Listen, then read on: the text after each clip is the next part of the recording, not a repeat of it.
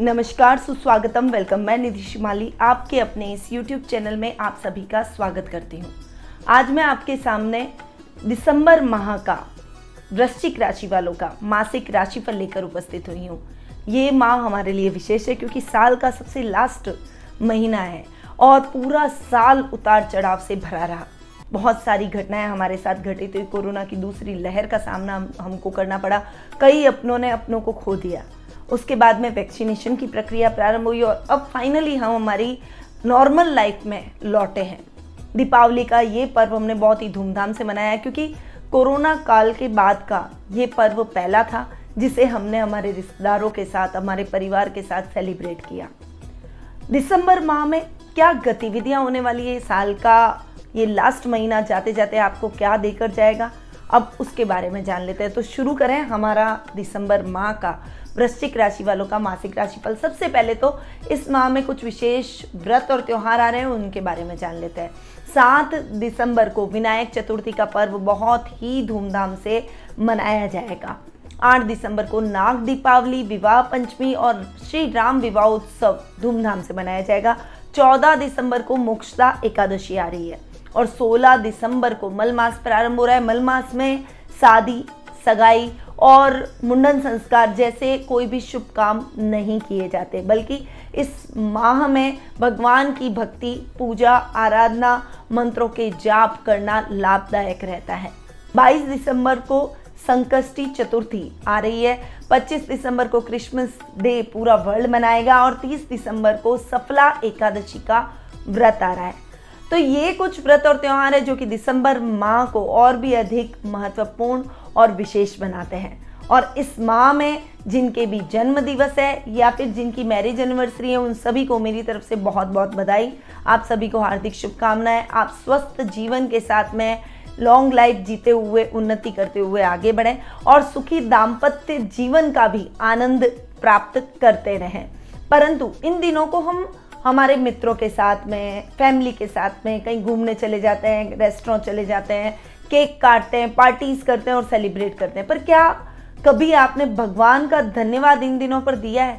हमारी भारतीय संस्कृति में हमारे पूर्वज घर में मीठा बनाते थे, सभी के साथ में बैठकर मुंह मीठा करते थे और भगवान के मंदिर जाकर पूजा अनुष्ठान करते थे।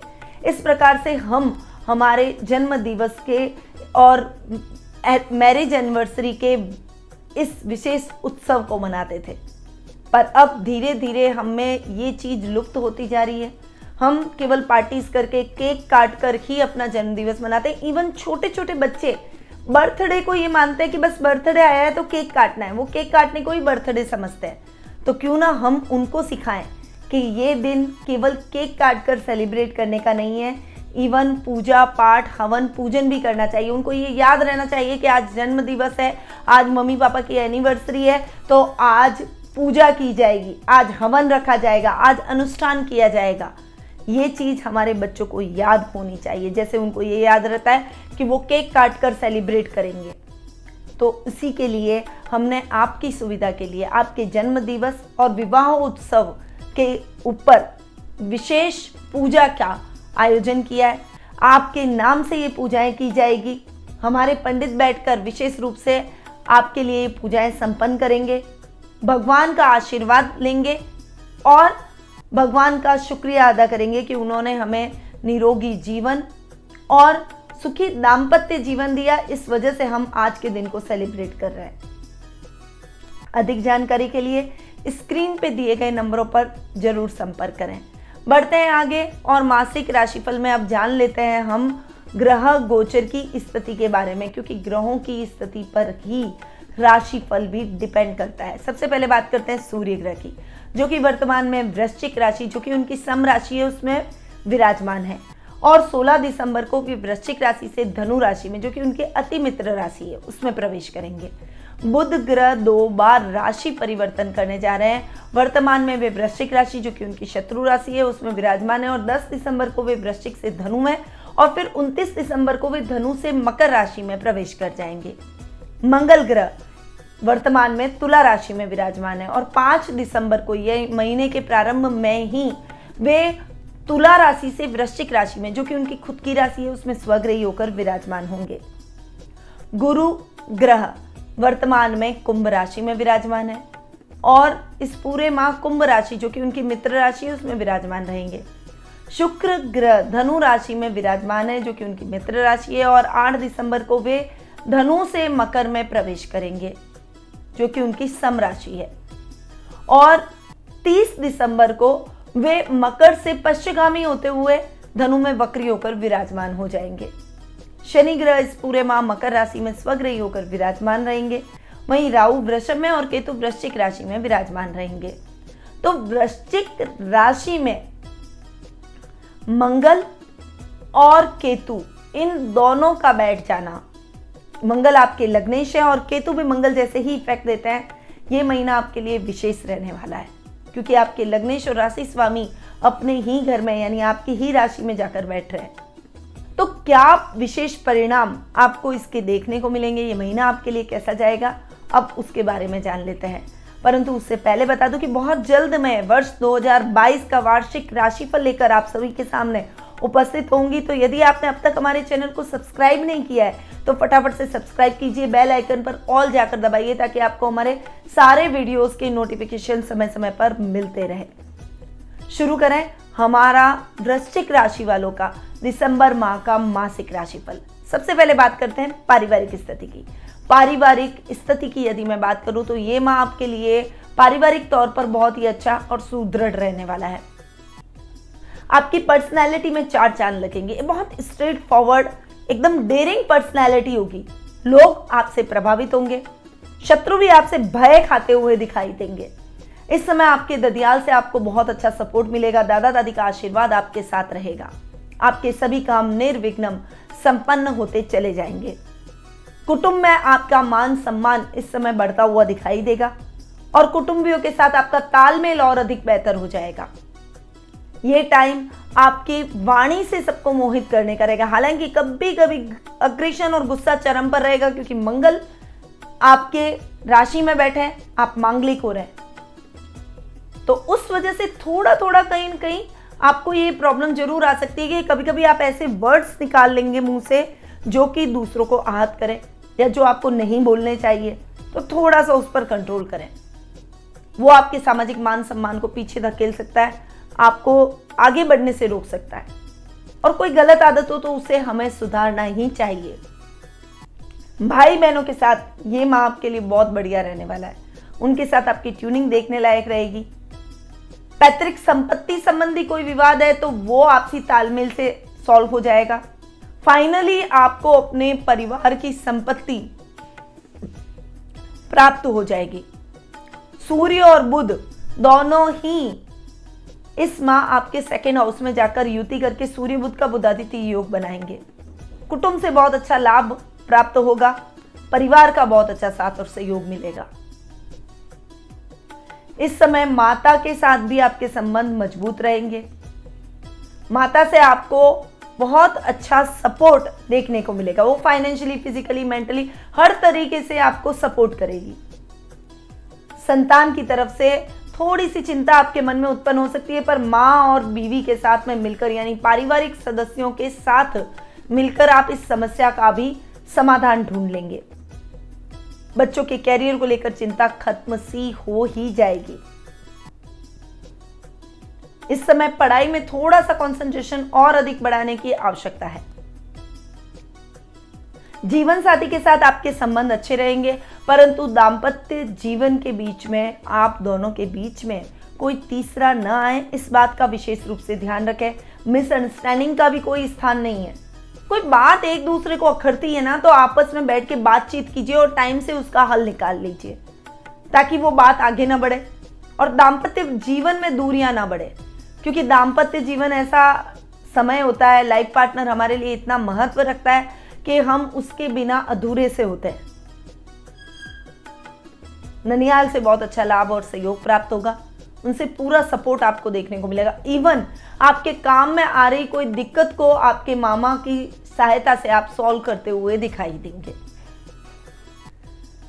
ससुराल वालों से भी रिलेशन मजबूत होते हुए दिखाई देंगे और पिता का बहुत अच्छा साथ और मार्गदर्शन आपको प्राप्त होगा। पिता से हर तरीके से आपको सपोर्ट मिलेगा। इवन सरकारी कार्यों में आ रही बाधाओं को वो दूर करने में आपकी मदद करेंगे। आपके बिजनेस को आगे बढ़ाने में, करियर में कोई मार्गदर्शन देने में उनकी अहम भूमिका देखने को मिलेगी। तो ओवरऑल अगर मैं देखूं तो पारिवारिक स्थिति आपकी बहुत ही अच्छी रहने वाली है। हर तरीके से आपको सपोर्ट मिल रहा है। ननियाल हो, ददियाल हो, पिता हो, माता हो, संतान हो, वाइफ हो,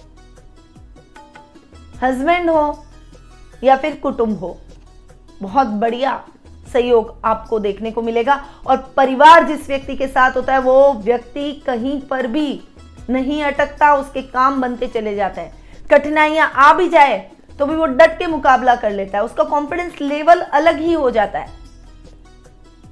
इसीलिए हर व्यक्ति को अपनी प्रायोरिटी पहले अपने परिवार के लिए होनी चाहिए, उनको बहुत अधिक महत्व देना चाहिए, क्योंकि आपका विपरीत समय होगा, अच्छा समय होगा, आपका परिवार ही आपके साथ खड़ा रहेगा। बाकी लोग थोड़े टाइम के लिए होते हैं, पर परिवार जीवन भर के लिए होता है। आगे बढ़ते हैं और जान लेते हैं आर्थिक स्थिति के बारे में। आर्थिक स्थिति की बात करें तो आर्थिक स्थिति इस माह आपकी बहुत अच्छी रहेगी। बुध जो कि लाभेश होकर लग्न में बैठे हैं, बहुत बढ़िया। और बाद में 10 दिसंबर को वे आपके सेकंड हाउस में जा रहे हैं, जो कि धन भाव है। धन का स्थान है, कुटुंब का स्थान है। सामाजिक मान सम्मान बढ़ेगा, सर्कल बढ़ेगा, लेवल बढ़ेगा, रिश्तेदारों से अच्छा लाभ आपको प्राप्त होगा। यश और कीर्ति चारों तरफ फैलती हुई दिखाई देगी। डेली रूटीन का लाभ आपका बढ़ता हुआ दिखाई देगा। सुखों में वृद्धि होगी, लग्जरी में वृद्धि होगी। इस समय कोई नए वाहन की खरीदारी कर सकते हैं। घर का सपना अगर आपका है तो उसकी खरीदारी हो सकती है,